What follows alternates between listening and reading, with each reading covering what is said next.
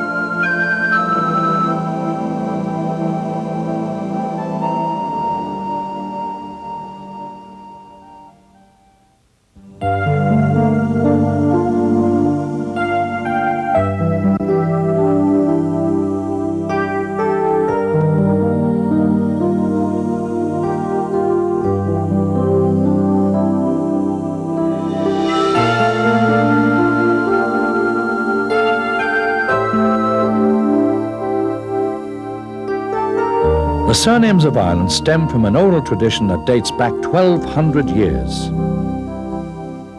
But nothing in Ireland, except maybe the land itself, is as old as Newgrange.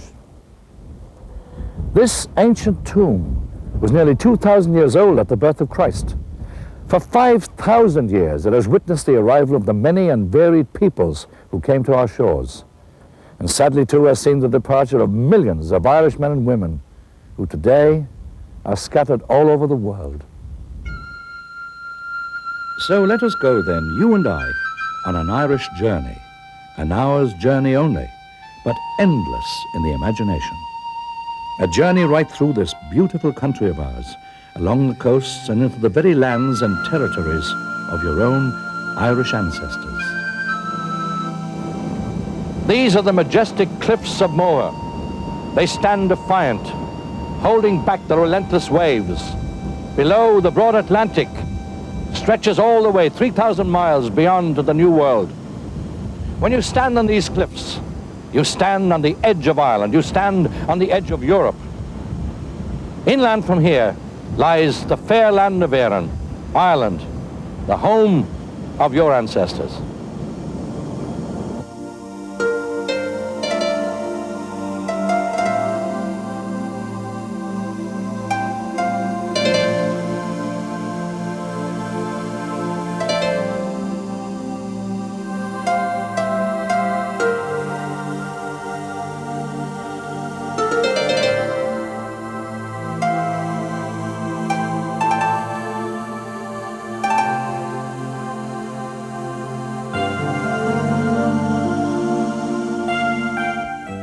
This is the story of your Irish ancestry and the land of your ancestors.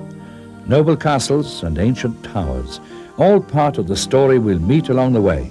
The story of Ireland's turbulent past, her invaders, her struggles, her exiles and immigrants, her history and how it influenced the development of Irish surnames. Irish surnames, which began 1,000 years ago, developed in a number of ways.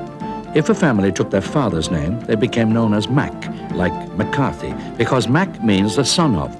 But if they were called after a more remote ancestor, they used the O, which means descended from, as in, say, O'Brien. Meanwhile, the Normans often used Fitz instead of O or Mac, as in Fitzgerald, son of Gerald.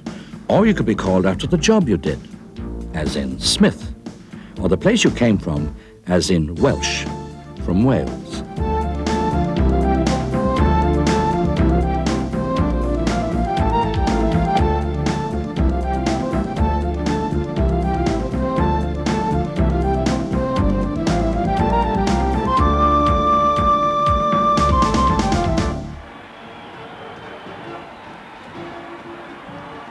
For the 60 million people throughout the world who share an Irish ancestry, St. Patrick's Day is a time for them to come together to celebrate and rejoice in their Irish identity.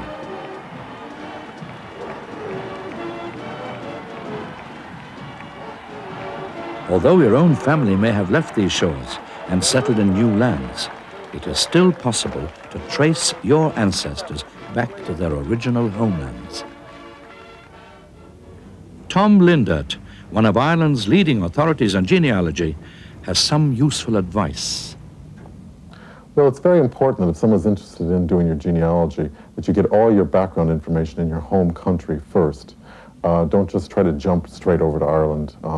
The first thing is that you get a person that you know the most about from Ireland, be it an ancestor, their name, a date to put them in history, be it a birth date, marriage date, or death date, and then a locality, narrow that down as much as possible, be it a county or a townland. But make sure you have the information together to begin with, and then make the next step over to do research in Ireland. Once you have located an ancestor and have some idea of where they originally came from in Ireland, the records which will allow you to trace your family history are, by and large, available to you. The first place to go to is the National Archives at the Four Courts in Dublin. Documents kept here, such as Griffith's land valuations of the 19th century and the Tye the Plotman books, are invaluable in the search for your ancestors. If we take an Irish surname at random, we can illustrate exactly how these documents can help you. Let's look, for example, at the case of Daniel Brady. We know that Daniel left Ireland for America sometime in the 1870s. We also know that the name Brady at that time was most common in the counties of Cavan and Longford. At the Four Courts in Dublin, we searched the Griffith's land valuation books. We found Daniel's family in the land valuation book for Knockbridge Parish in Cavan. Once we found this, we checked the nearby parish churches, and in Knockbridge Roman Catholic Church, we found that Daniel was baptized on the 15th of November 1835, the son of Philip Brady and Elizabeth Smith of County Cavan.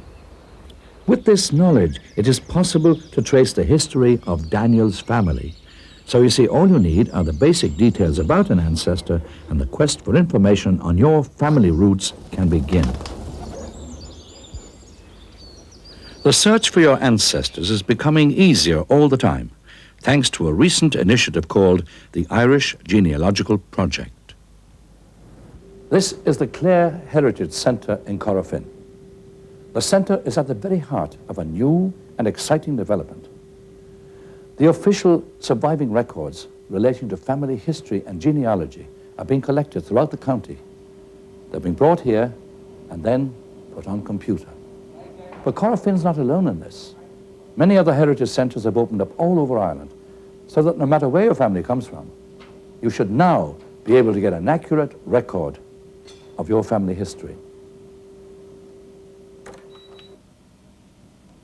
Well, the centre started off originally as a museum, an interpretive museum, whereby we attempt to give people an insight into 19th century Ireland, because a lot of the people who would have been calling in the past, they wanted an explanation as to why their great-grandfather or whatever suddenly decided to leave Ireland and go across the sea to America or go thousands of miles away to Australia.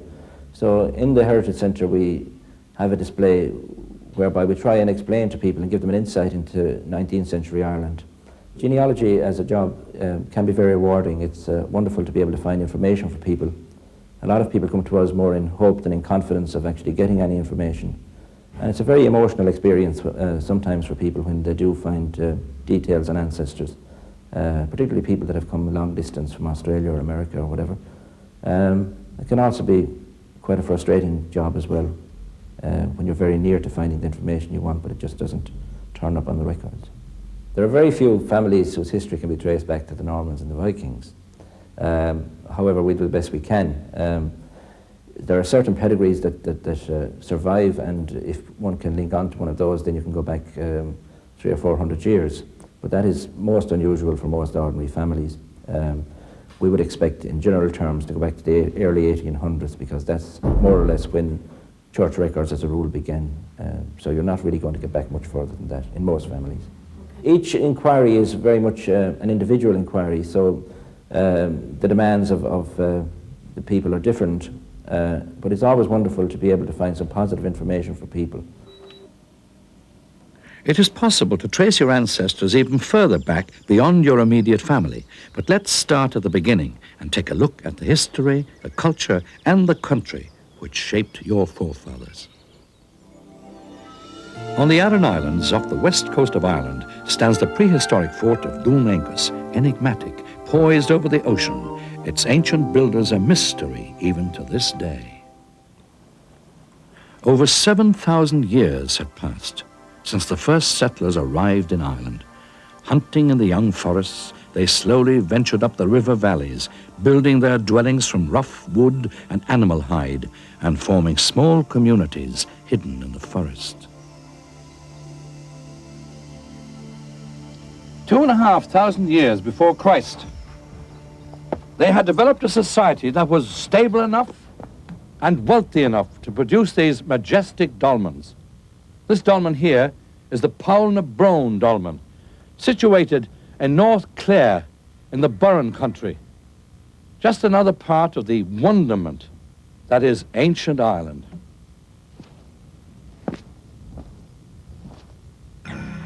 They built mysterious circles of standing stones. These people we call the Firbolg, or the Fomorians, and the Tuatha De Danann, the legendary children of Dana, goddess of magic. Perhaps these early peoples were among your forebears, people who would have known the names of those who lie under the great dolmens. But older than Poul na Brone, older even than the pyramids, is the passage grave at Newgrange in County Meath. Built over 5,000 years ago and designed so that on the winter solstice each year, at the moment of sunrise, a shaft of sunlight penetrates to the very heart of the mound, illuminating the intricate spirals carved in stone. Newgrange was where they paid tribute to their now forgotten gods.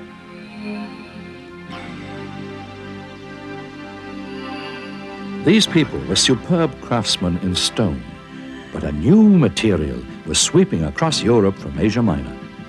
The Iron Age came to Ireland, and the people who introduced the new material around 500 BC were the Celts, who for almost 2,000 years ruled Ireland as kings.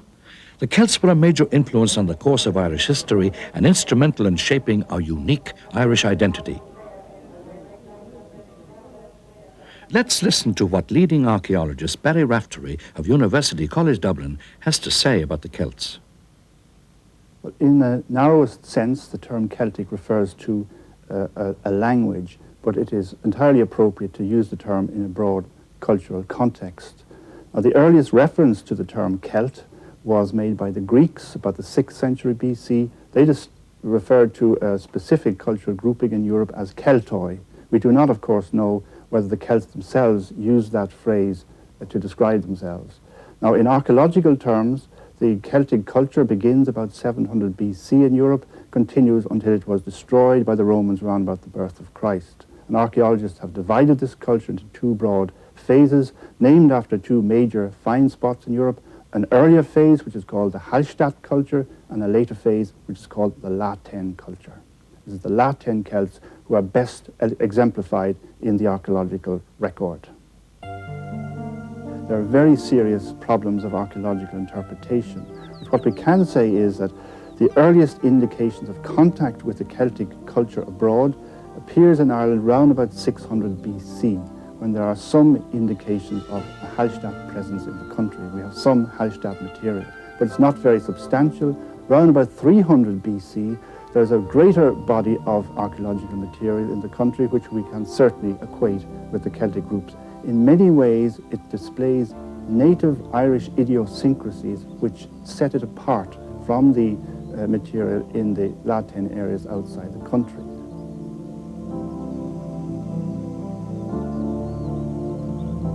We have a vast body of Celtic literature surviving in the country. We have the epic cycle, the Ulster cycle, we have the Fíneachta, we have a whole range of mythology, we have a superb collection of early Irish nature poetry and other poetry. But probably the principal legacy of the Celts, the most enduring, is our Celtic personality. We certainly have a distinctive personality, a warmth, a friendliness. The classical commentators describe the belligerent character of the Celts. Perhaps we have inherited that too, to a certain extent. But we certainly have a distinctive Celtic personality which sets us apart from all other European cultures.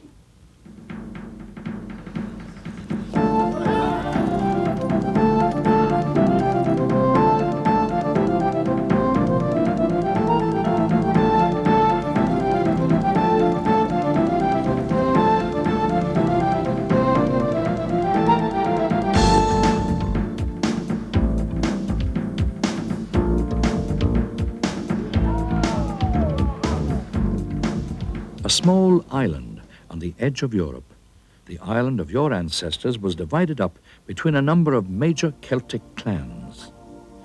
In the south, in what is now Munster, were the Oinocht and the Dalcash. In Connacht, to the west, were the Ibrin.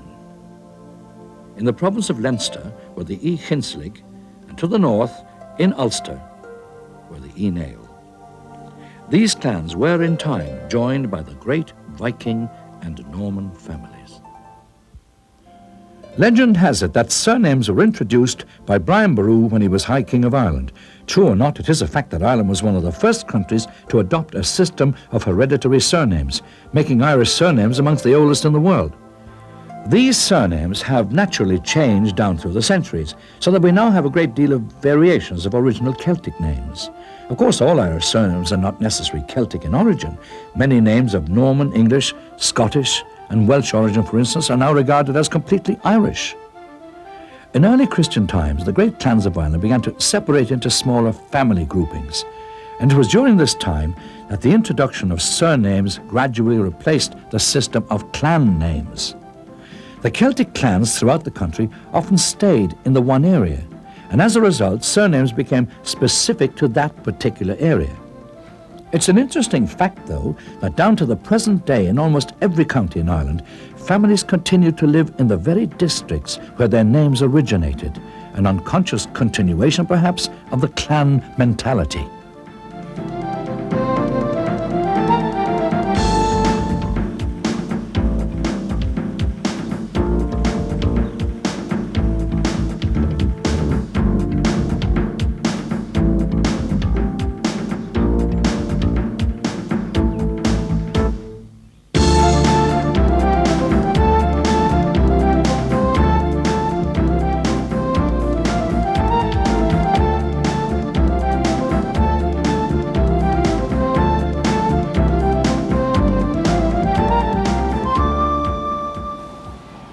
Hurling, Ireland's national sport, is reminiscent of the time when the great clans of Ireland battled for land power and the high kingship.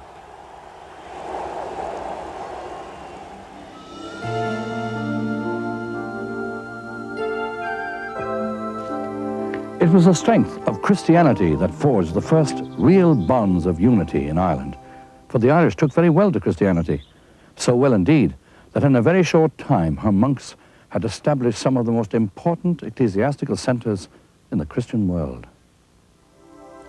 Here in Glendalough, in County Wicklow, I always think the sense of Ireland's Christian past is particularly strong. There had been small settlements of monks scattered along the Irish coast for some time, but it took St. Patrick to bring together the old religion of the Celts and the new Christianity. This new Irish Christianity turned out to be a powerful crusading force. With the collapse of the Roman Empire, Europe was once more plunged into the Dark Ages. And strangely enough, that's what gave us, I think, our first emigrants, the young Irish monks who left their Irish monasteries and brought the flame of Christianity back into that pagan continent.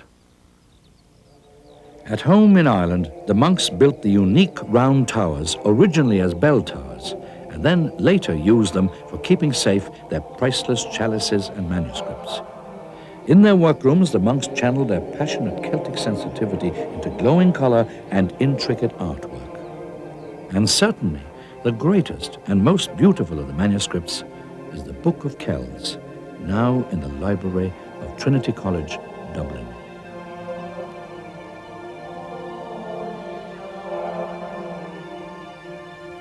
The work of the monasteries, however, was to be disturbed by the arrival of the Vikings. For 200 years, they came as pirates to plunder gold from the great Irish monasteries. However, in 1014, they were finally defeated in battle by the High King of Ireland, Brian Boru, after which they became fully integrated into Irish society. The Vikings built Ireland's first towns and cities, including Dublin, Wexford, Cork, and Limerick. And their commercial ability is reflected today in Dublin's famous Moore Street Market.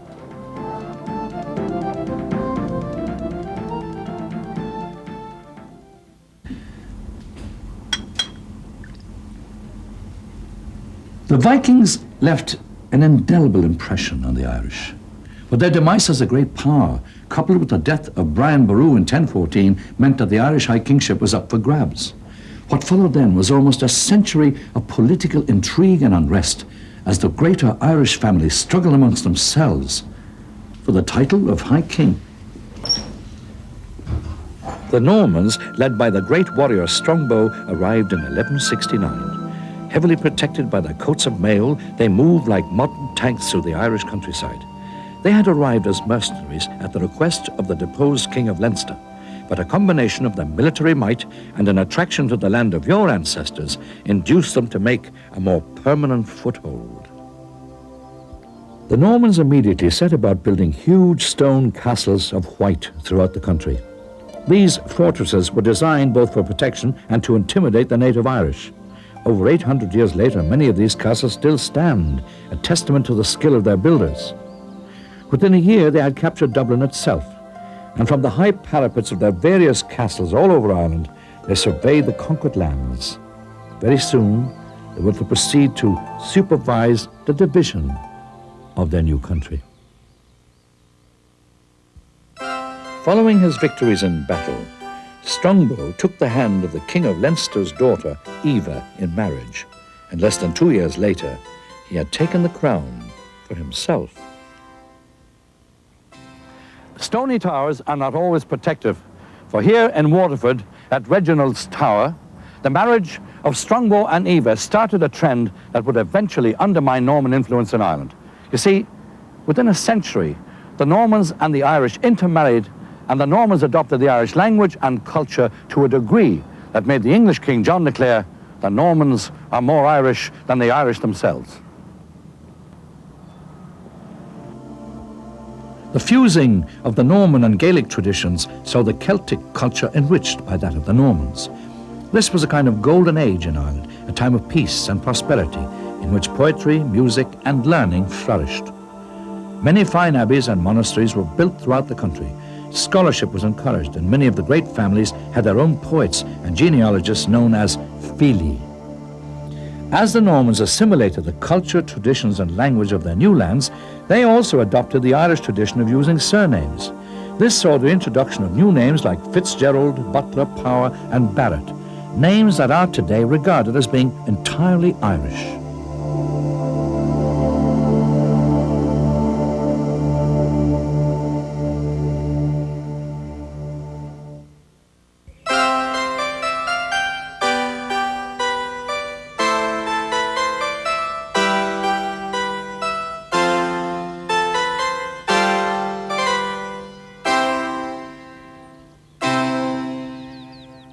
Here at Bunratty Castle, the vibrant atmosphere of that period can be experienced in a banquet that is faithfully recreated using historical records from the time.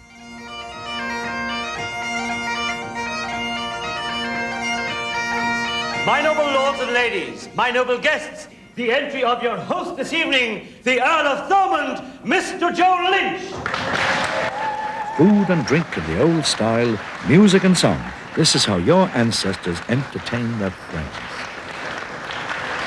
This castle now awakes, its ancient glory stirred. The clink of mail and laughter fills its halls, and we inherit all its chivalry. Bunratty bids you welcome. A toast to all you hear. Sláinte is sail. Sláinte is sail. Let the banquet begin.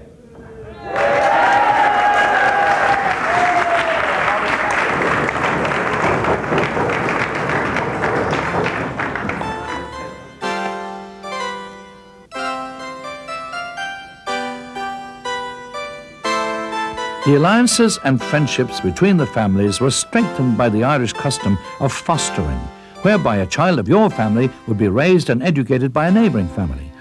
Some Irish families had their children fostered at the court of the English kings, but despite this, the Crown of England launched attack after attack in Ireland in order to gain full control over the fiercely independent Irish.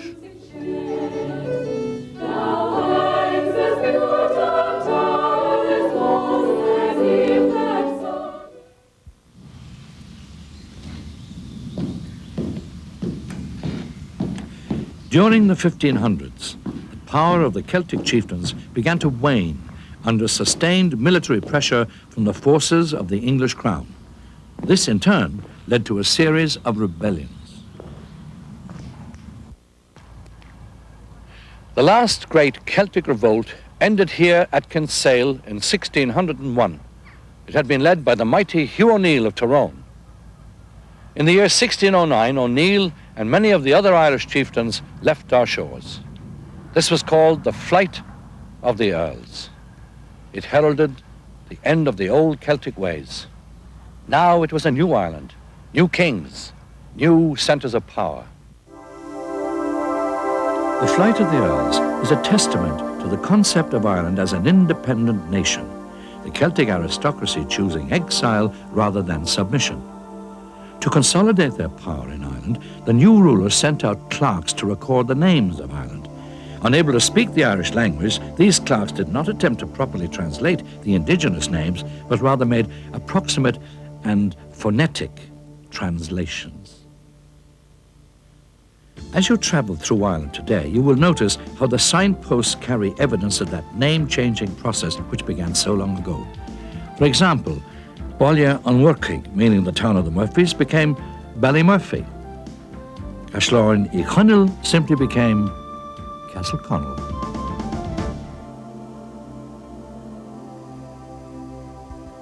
Many examples of how names changed during this process are still evident. For instance, O'Sullivan became O'Sullivan, and in time the O, meaning descended from, was dropped to produce the now numerous name of Sullivan. All Irish names can be traced back in time to reveal their original meanings.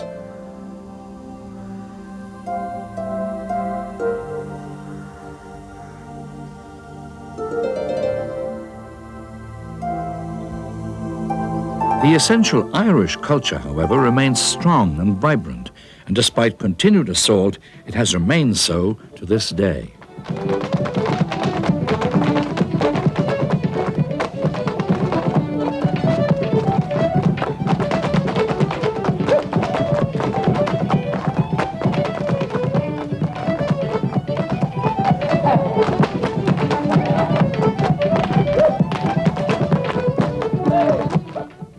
The Irish have always been proud of their heritage and culture, and nowhere is this more evident than in the art of heraldry.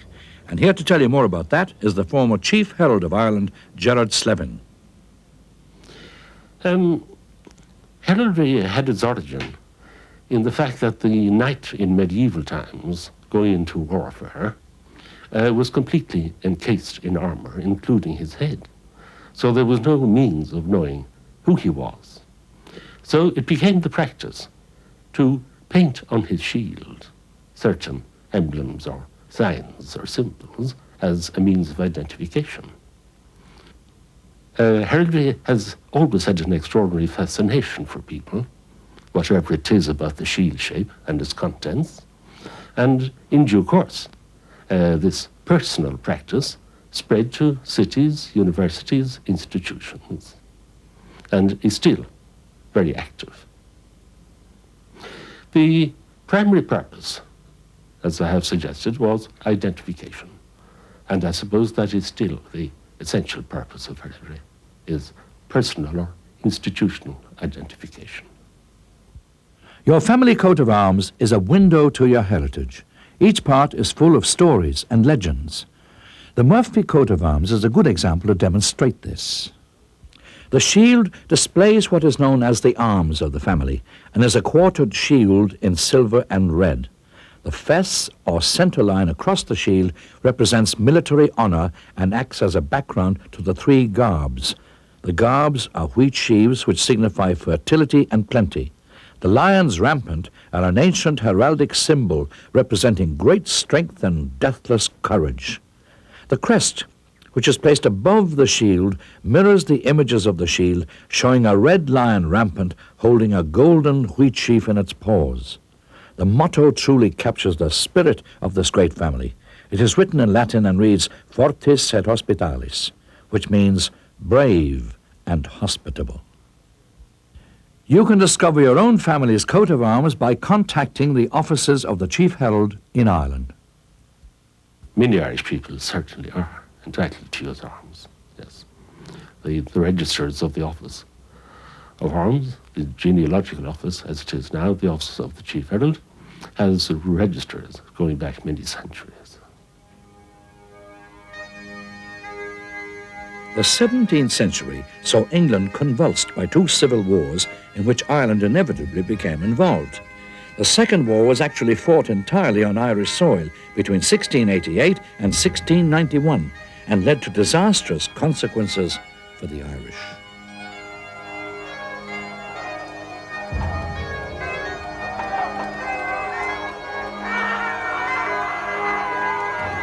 (1691) saw the ending of the Williamite Wars with the signing of the Treaty of Limerick, signed on this very stone.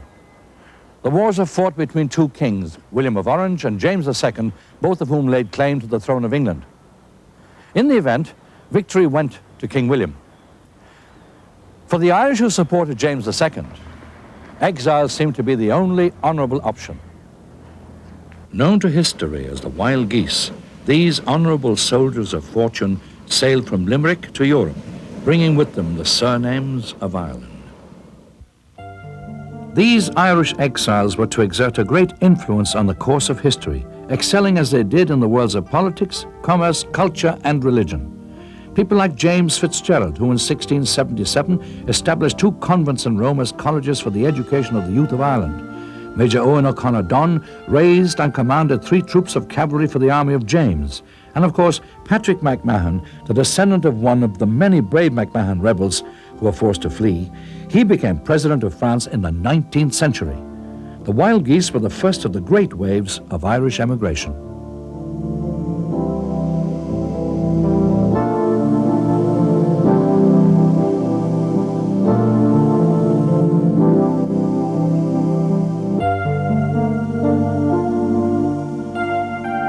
From the days of the early Christian missionaries to the present day, emigration has been an integral part of the history of the Irish people.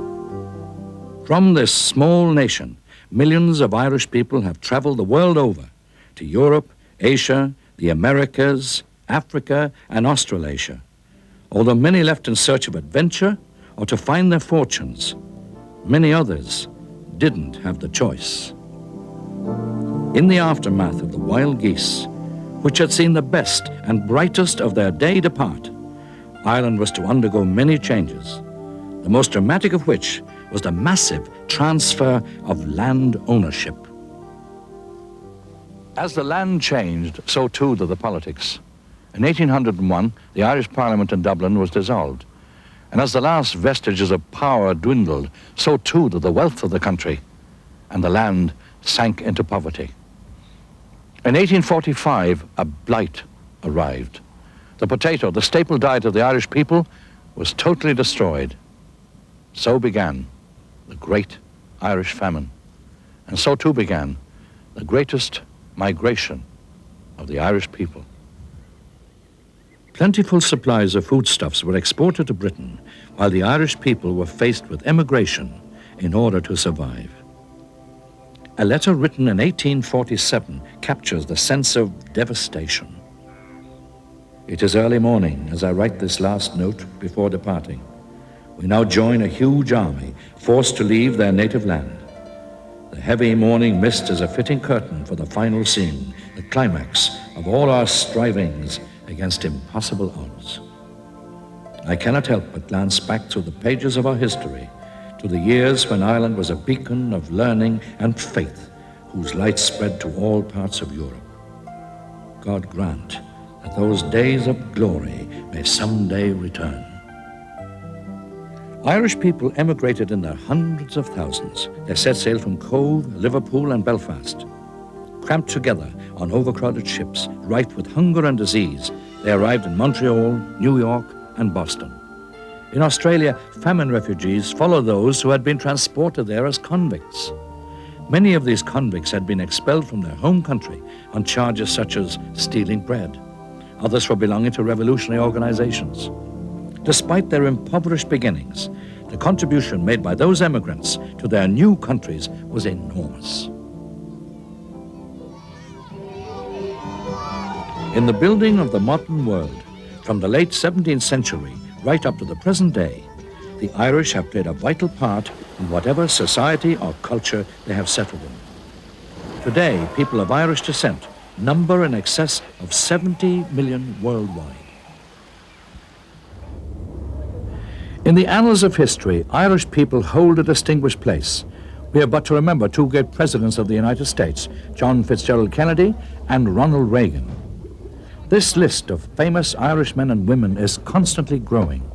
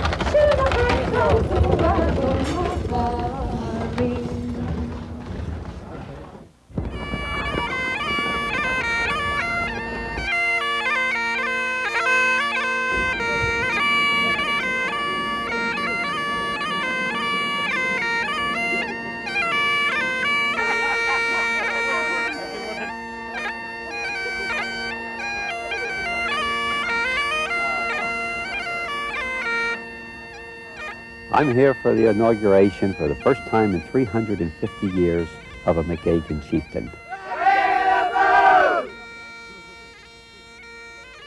Well, to me, it's a responsibility. This is not just a costume program. I've taken my vows and everything very seriously. I think that this is a reformation of the McGeoghegan clan to bring together a fellowship and a camaraderie, and also to revive the ancient way of Ireland. A Corriban, the Giogon, lower them.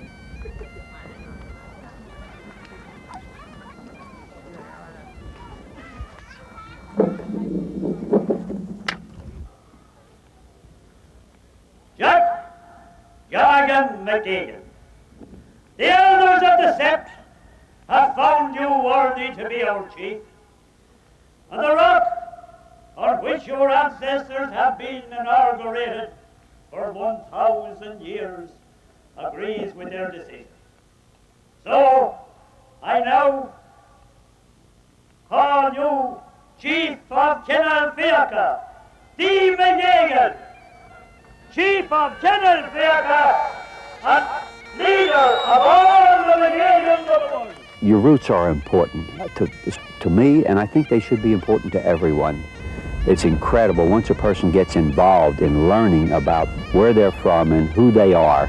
It adds so much to their life. I'm from Tampa, Florida, USA, but I'm really from here. This is home.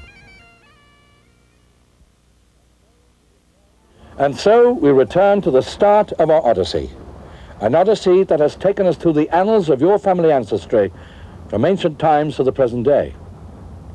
An ancestry that is both noble and proud. You see, for generations, the memory of Ireland has been kept alive by the many millions that had to leave our shores. And the memory of those who left has been kept alive and cherished in the hearts of the loved ones who stayed behind. For we're all part of the greater Irish family, a family that stretches right around the globe. You are Irish. Be proud of it.